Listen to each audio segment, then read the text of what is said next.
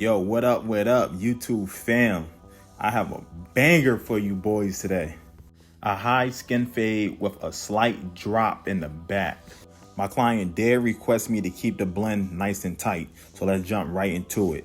You see me combing out the hair. I'm combing out the front hairline to check for any calyx. He wanted to cut his hair down to a number 2, so I'm just combing the hair out, combing everything in place, lifting the hair off the scalp so the guard can flow through the hair nice and easy.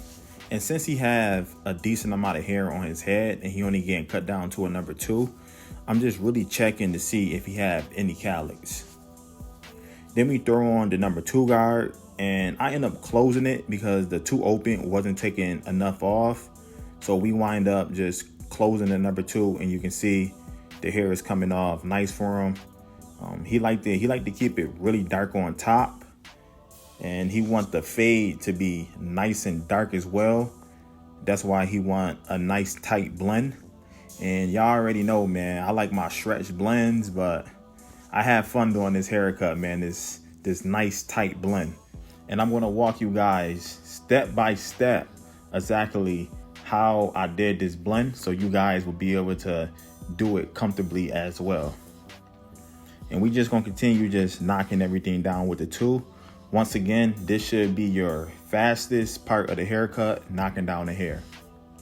Then we're gonna set in our first initial bald guideline with my savers. These are my soft trimmers. And now once I get right at his ear, you see me drop the fade. And I'm keeping in mind that I want to make the drop contour to my client's head. So my client cannot take the foil shaver, so this is the lowest I will be going down with the baldness. And for the other side, we're just gonna do the same exact thing. Once I get right at his ear, you're gonna see me start to drop the fade.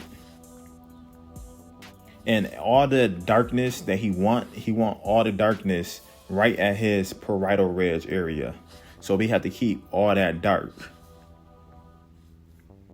So now we just have to connect the back to the sides, and my guideline will be done.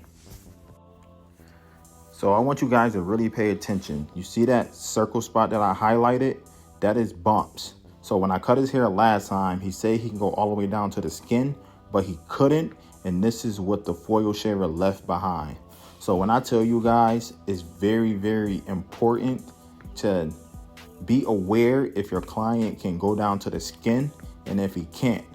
Because if you are taking him all the way down to the skin with the foil shaver, it's going to leave all them razor bumps left behind. Yes, I did ask my client, can he take the foil shaver? And he said yes, but apparently he couldn't. So I just had to take that one to the chin. But we both know for sure he cannot use the foil shaver at all.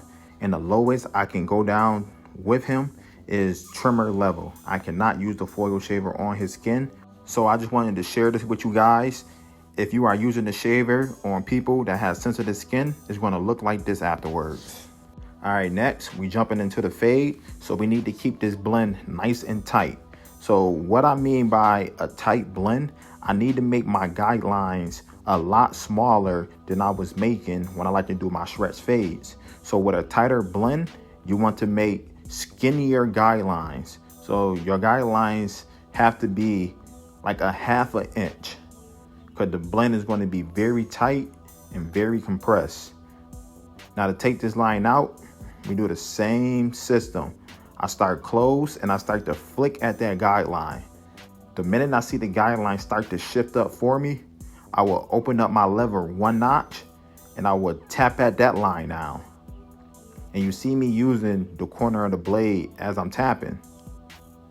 So once I see that shift, I should be halfway in my lever. So I should be at the very, very top of that guideline. If that doesn't come out, I will go back and I will repeat my same exact steps. It's nothing but consistency. Next, I throw on the 1 guard close, and I'm going up again about 1 inch. And keep in mind, I'm also still making this fade contour to the client's head. So I want to follow that same rainbow shape that I set in with my first initial bald guideline. And this hair is super coarse. So that's why you see me keep going over this guideline multiple times to make sure that I have it at its desired length. Next, I throw on my half guard and I am halfway in my lever. So I should be halfway in my guideline. And I'm just starting to feather out this line, trying to lighten it up. Then I'm going to close my lever up 1 notch and I'm going to go right under where I left off with halfway in my lever. And you see me using the corners. And at this point, I know that the hair is not cutting to where I want it to cut. So I know I'm going to have to come back and detail this line out with the no guard open. But I stay true to my system and I go all the way close to my lever, go right at the bottom of the guideline and just flicking it out. So these green dots that you see, this is everything that my half guard could not take out. So I call these hot spots in a fade, which are dark spots. These dark spots are not allowing me to get a clean transition, what I am looking for. So we have to detail them out with the no guard open, just using the corner of the blade. And once your barber eye get trained, you will see all your dark spots in the fade without looking at a mirror. So I just wanted to show you guys exactly what I'll be looking at when I be detailing. So like I said before, we go no guard open, we use the corner of the blade, and just watch how much smoother this transition come out by just taking an extra minute and detailing out your fade. And if these dark spots are not coming out, you can always adjust your lever as needed. But you can see my transition is pretty much coming together by just removing them dark spots. It's all consistency, man. It's all consistency and just establishing your barber eye. Now, since my client wanted to keep everything dark above this point, I throw on my 1.5 guard and I'm going to go with the grain to control a lot of this darkness that I want to keep. So I go 1.5 open and I'm going with the grain. Now I just close the 1.5 guard. Now I'm going a little bit lower than I just was with the 1.5 guard open. Now I'm going to come back with the 1 guard and I'm going to start right in the middle of that guideline and I am open and I'm going with the grain again as well. And you can see the gradients that I'm creating by going with the grain. Now I'm going to close the 1 guard and I'm going to go at the very bottom of that guideline now and then just soften it up by me going with the grain. Now we flip the clipper over and go against the grain, no guard open. And this is going to sound crazy, but I hate when people say you just flick at the line. Bro, you're going to have bad wrist problem if you are just flicking. It's all elbow and shoulder work, bro. Don't get me wrong. You are flicking, but you're not flicking super aggressively. Now I'm going to close the 1 guard and I'm going to do the same exact thing I just did with the 1 guard open. And look at the transition that I am creating. I'm keeping everything nice and dark the way he wanted it. And I'm keeping everything tight for him as well. And if you pay attention to the way I'm cutting, I'm not flicking, bro. It's all elbow and shoulder work. Just look, it's all elbow and shoulder work. And just to finish this side off, I threw on the Babyliss 0.5 guard. I like using this guard for detailing and polishing my blend. And I start off halfway in the lever and using the corner of the blade and just detailing out them dark spots that I see, really trying to bring this fade all the way together. Easy, bro. Clean. For this side, we're just going to speed things up a little bit. Then we're going to jump right back into the cut. But for everyone that have been supporting me up to this point, it's really appreciated. You guys motivate me, man. Hopefully you guys learn a lot from me, but you guys are the reason why I'm super motivated and want to keep these videos, coming out and keep dropping gems for you guys. With that being said, we are coming up on 1,000 subs. So when I hit 1,000 subs, I do want to give away a pair of JRL clippers, and a pair of Cocoa trimmers. These are my exact setup that I use on a day-to-day basis inside the shop.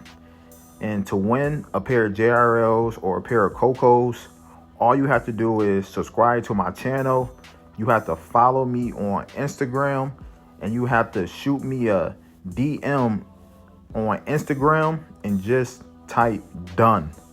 I will be picking 2 lucky winners. Everyone that participated, I will put everybody's name in a hat, and I will record it, and I will do it on the intro of a YouTube video of the names that I pick out, and you guys will win either a pair of JRL clippers or the Cocoa trimmers. And you will have 24 hours to claim your prize. If you do not claim it in 24 hours, then I will pick another subscriber. All right, let's jump right back into the haircut. I have the half guard on, and I am halfway in a fade. You see me feather it out. Then I'm going to close the lever up 1 notch, and I'm going to go a little bit lower than I just was halfway in the lever. And you see me using the corner. I'm really not using the full blade because I do not want to risk bringing this fade up. And he had very coarse hair, so I had to keep going over, the same spot multiple times. His hair was it wasn't difficult to cut. It was just real tedious. But I enjoyed it. I like the tedious cuts. Now we're going to detail out these hot spots.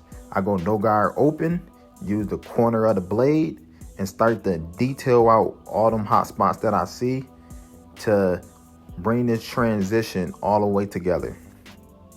And you can just see how dark it is in some of them areas.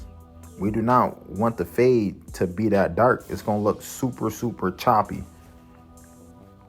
And of course, I'm going to come back and detail the fade up after everything is lined up.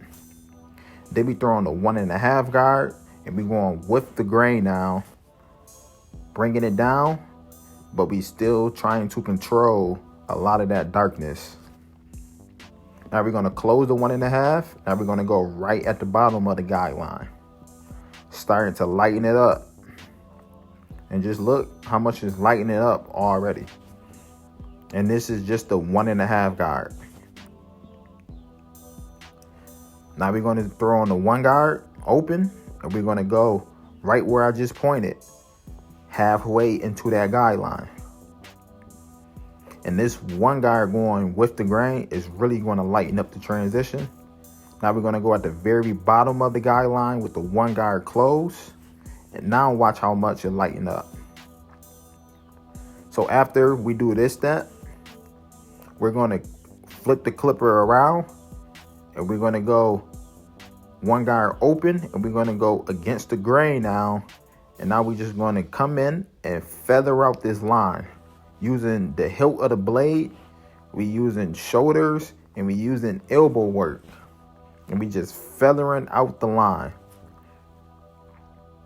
We are flicking, but we are not flicking super aggressively. You're gonna, bro, if you planning on cutting for a very, very long time, bro, and you just flicking like crazy, bro, you're gonna have some very, very bad wrist problems, man. What a lot of people don't tell barbers, bro, that just starting out, man, you have to go through that guideline, bro. You have to. If you just going to the line and flicking out, bro, that line is going to be very, very, very, very hard to come out.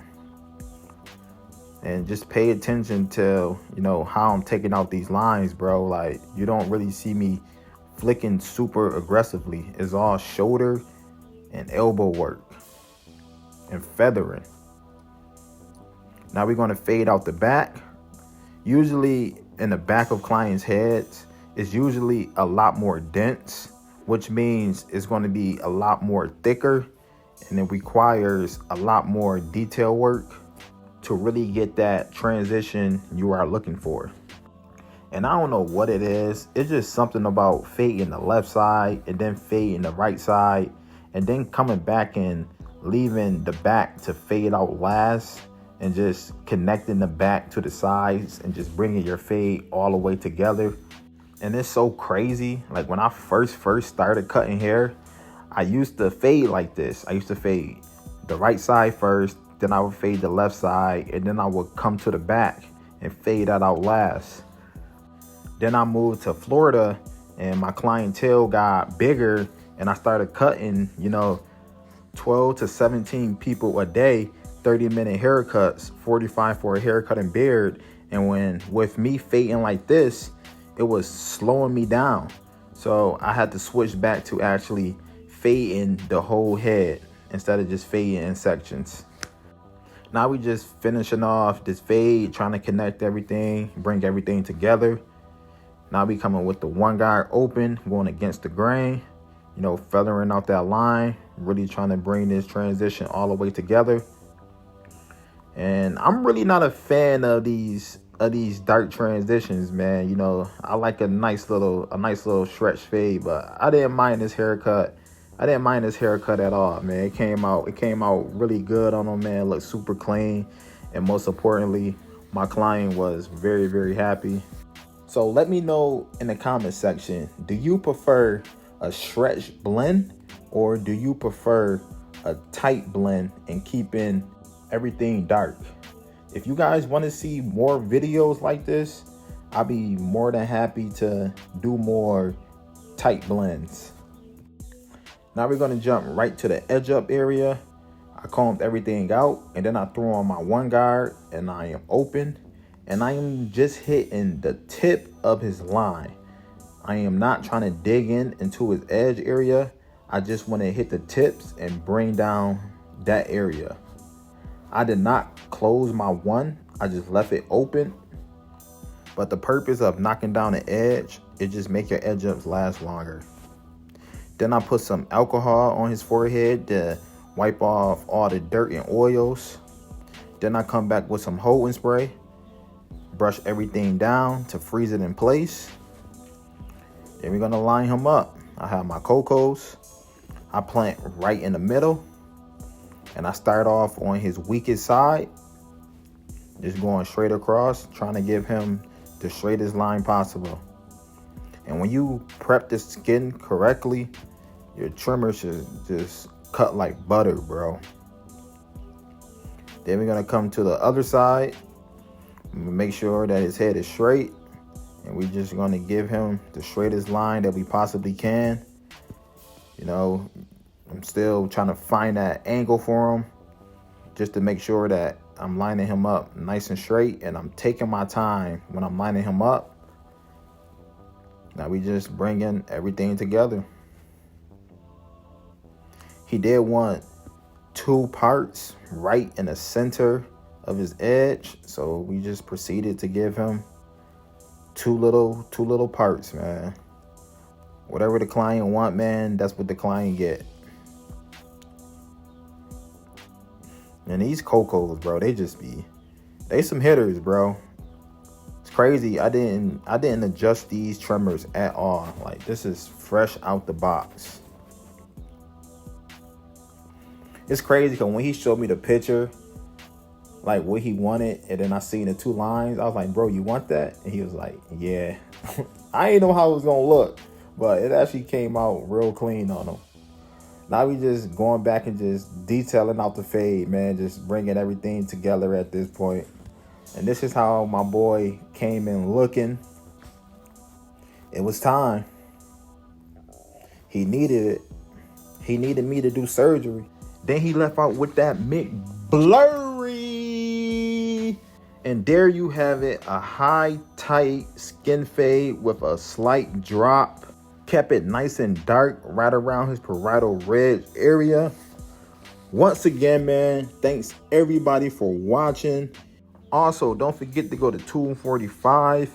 Use the discount code MOREFADES at checkout to get your 10% off your shave gel, your razors, your clay. Once again, thanks everybody for watching. It's your boy MOREFADES. I see you boys on the next video, and I am out ya.